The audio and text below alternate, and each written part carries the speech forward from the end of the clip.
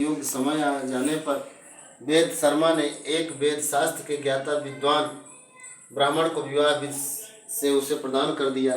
तत्पश्चात वीरवती ने अपने भाई की स्त्रियों भौजाइयों के साथ गौरी का व्रत किया।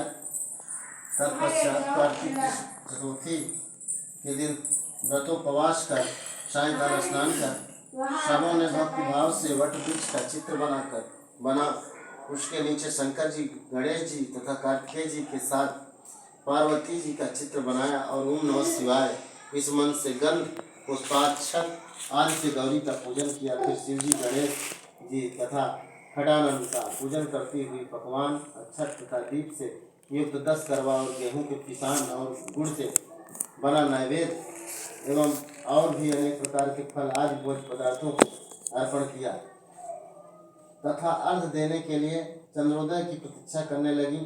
इसी बीच में वह बाला वीरवती भूख प्यास की पीड़ा से मूर्छित हो पृथ्वी पर गिर पड़ी। तब उसके बांधव रुंदन करने लगे। फिर वीरवती का मुख धो पंखे से हवा कर उसको ढांढस बंधाया कि चंद्रमा निकलने ही वाले हैं और उसका भाई चिंता का कर एक महान वट वृक्ष पर चढ़ गया। बहिन के प्रेम से दुखी उसका भाई जलती हुई लुकारी से चंद्र का बहाना कर दिखाया। तब वह उसे चंद्रमा का उदय जानकर दुख को त्याग विधि विधान से अर्घ देकर भोजन किया। इस प्रकार व्रत के दूषित होने के कारण उसका पति मर गया। तब वीरवती ने अपने पति को मरा देख पुनः शिव जी का पूजन किया। 1 वर्ष तक निराहार व्रत किया। वर्ष के समाप्त होने पर करवा चौथ का व्रत फिर भौजाइयों ने किया और पूर्वोक्त विधि विधान से वीरवती ने भी व्रत किया।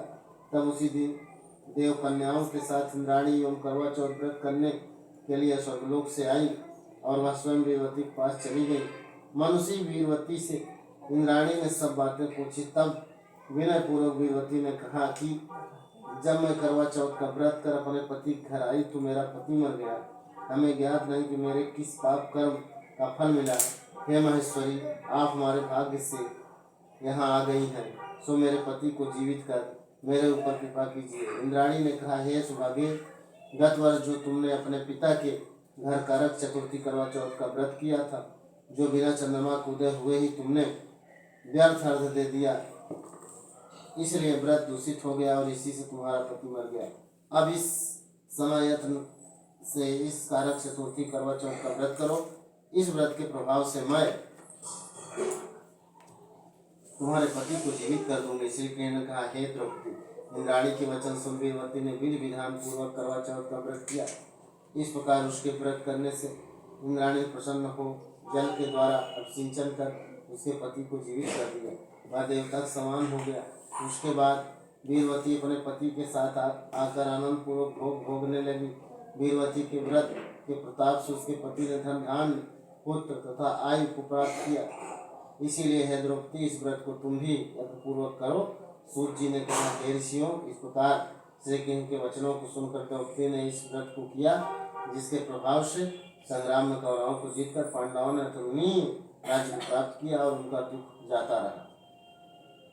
और 100 सौभाग्यशाली स्त्रियां इस चतुर्थी करवा चौथ का व्रत कर सायकाल पूर्वोक्त विधि विधान से पूजन करेंगे। वे पुत्र पौत्र धन तथा अतुल यश को पावेंगे। कारक इस मंत्र को पढ़कर दुग्ध अथवा जल से पूर्ण कलश में 5 रत्न डालकर ब्राह्मण को दें और कहें कि हे गणेश जी, इस कारक दान से मेरे पति बहुत काल तक जीवित रहे, मेरा सौभाग्य सदा बना रहे।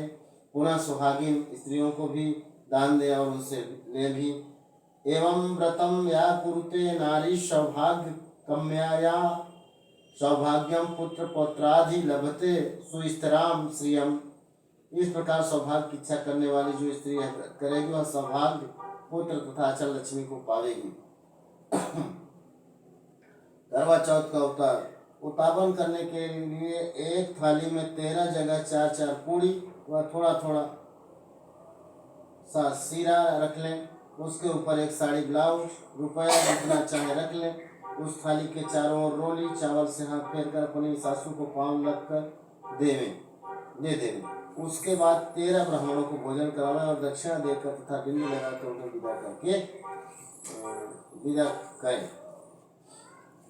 गजाननम भूतगणादिसेवितं कपित्थजम्बूफल चारुभक्षणम् उमासुतं शोकविनाशकारकं नमामि विघ्नेश्वर पादपङ्कजं।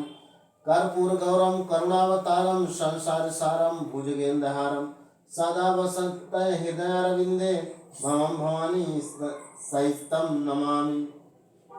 आरती गणेश जी की।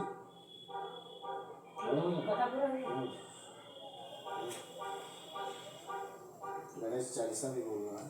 पहले गणेश चालीसा कहेंगे तब कहेंगे तब आरती कहेंगे। जय गणपति सद्गुण सदन करिवर बदन विशाल विघ्नहरण मंगल करण जय गिरिजालाल। जय जय जय जय गणपति गणराजु मंगल भरण करण शुभ काजु। जय गजबदन सदन सुखदाता विश्व विनायक बुद्धि विधाता वक्रतुंड शुंड सुहावन तिलक त्रिकुंड भाल मन भावन राजित मणिमुक्तन उर्माला स्वर्ण मुकुट श्री नयन विशाला। पुस्तक पाणि कुठार त्रिशूलम मोदक भोग सुगंधित फूलम सुंदर पीताम्बरम तन साजित चरण पादुका मुनि मन राजित धनि शिव सुवन खड़ानन भ्राता गौरी ललन विश्व विख्याता रिद्धि सिद्धिता चवर सुधारे मूषक वाहन शोहद द्वारे कहो जन्म शुभ कथा तुम्हारी। अति सुचि पावन मंगलकारी एक समय गिरिराज कुमारी पुत्र देव हेतु तप कीना भारी भयो यज्ञ जब पूर्ण अनुपा तब पहुँचो तुम धरी दुई रूपा अतिथि जान कर गौरी सुखारी भाव विधि सेवा करी तुम्हारी प्रसन्न है तुम वीडियो